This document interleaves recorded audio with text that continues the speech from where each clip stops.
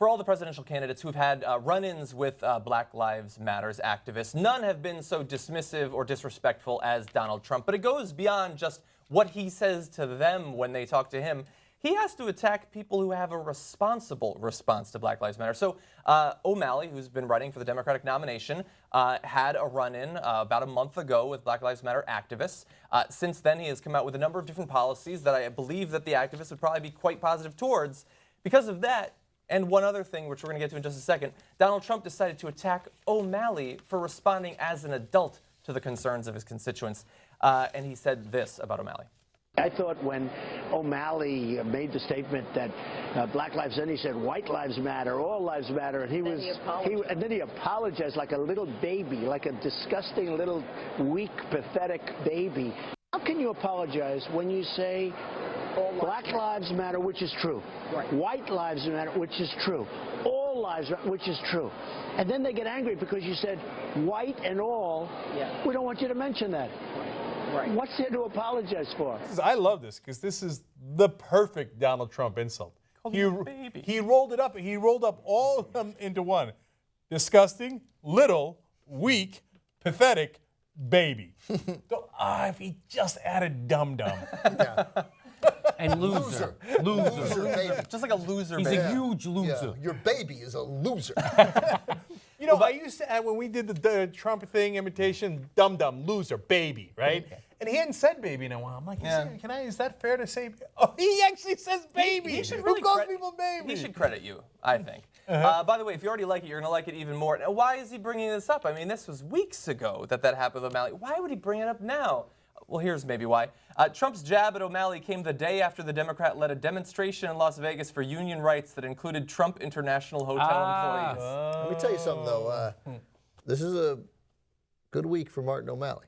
Yeah, all of a sudden he's on people's radar. Yes. He's on people's radar. And, you know, I'm just, you know, like, we need Biden, we need Gore, the people who think that to those who are concerned that Bernie Sanders wouldn't be a viable national candidate. I don't know whether they're right, but there are some people who certainly think that. And, you know, I'm just saying, like, it's not inconceivable that it turns out to be Martin O'Malley. Once you get in the debates, you know, I mean, even the people who I know who are supporting Hillary Clinton, and I know a lot of them, they all seem to be over 55, and but they're looking, they would love to have a viable alternative in their brain to Hillary. So if we get at the debate and all of a sudden O'Malley does look viable, I'm sure his numbers have to go up. He's going to present himself as a normal human being who's smart and capable, and he's not, his last name isn't Bush or Clinton, so he's going to get a rise in the polls. That's what I think. And as soon as if he becomes viable at all, they will switch. I don't think Hillary's going to be the nominee. You know, look, I think Hillary will be the nominee unless something fairly dramatic happens. I don't think she peters out. I think that maybe, again, this is a candidate with a Justice Department investigation, the FBI. Look, there's a lot of things that can happen. If Martin O'Malley wins South Carolina, it's over for her. Okay, well, that's not going to happen. You don't think? No, she's going to win South Carolina in a landslide. So, but still a long way off. Everything's a long way off. No, I'm suggesting, though, that if that thing happens, which is why people get into this race, like, what if something happens? What if the next stumble for Hillary, she falls down? Right? Yeah. And maybe, by the way, and be like, who knows? And maybe she's like, screw it. Done. Right? I mean, I don't think that's going to happen. We don't know what She's not going to Sarah Palin like, man, this is really tiring. Then everybody in the race all of a sudden has a chance. Then being in the race matters. And Martin O'Malley's a real governor. And the biggest criticism we had about Martin O'Malley previously was he was so unpopular in Maryland, he couldn't even get his guy. He couldn't even get his lieutenant governor elected governor. That doesn't mean anything to anybody. Yeah. You know, Bill Clinton couldn't get Al Gore elected president, all right? He's still the most popular ex-president in recent history. So, yeah, there's an argument to be made that he did. That's right. And he did get elected president. That's right. Yeah. Well, now, look, you guys are discounting something very important. When Martin O'Malley is in the debate, he's going to have the downside of being a disgusting little baby. That's true. Yeah. And are people going to really be in favor of a guy going, wah, wah? But here's the whole debate. So here's what's going on in Nevada, right? So, you know, it's a union town.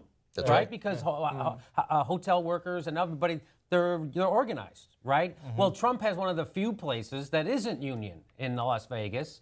And so why is Martin O'Malley the only Democratic leader who's out there talking about this? Yeah. Right? Let me throw something else in about Martin O'Malley. It's a great point, by the way. And Martin O'Malley is handsome. He is flat out a good-looking dude. And so much so that we're watching that. First of all, two things. My wife goes, "Who's that?" Like rest of America, not knowing who that guy is. And then she goes, "That's a good-looking guy." Really? Yeah. Hunky. By the way, here's Hunky former Maryland Governor Martin O'Malley. Here's a sign for me personally that I am apparently taking him more seriously. Up until right now, this is the first time we've talked about him where I haven't called him Martin Malloy. Ah, Boom. Okay. Good week for him. well, you're not going to say he's handsome. He's pretty handsome. This is the state of our goddamn politics, that it's a good week for Martin O'Malley because Donald Trump called him a pathetic little baby.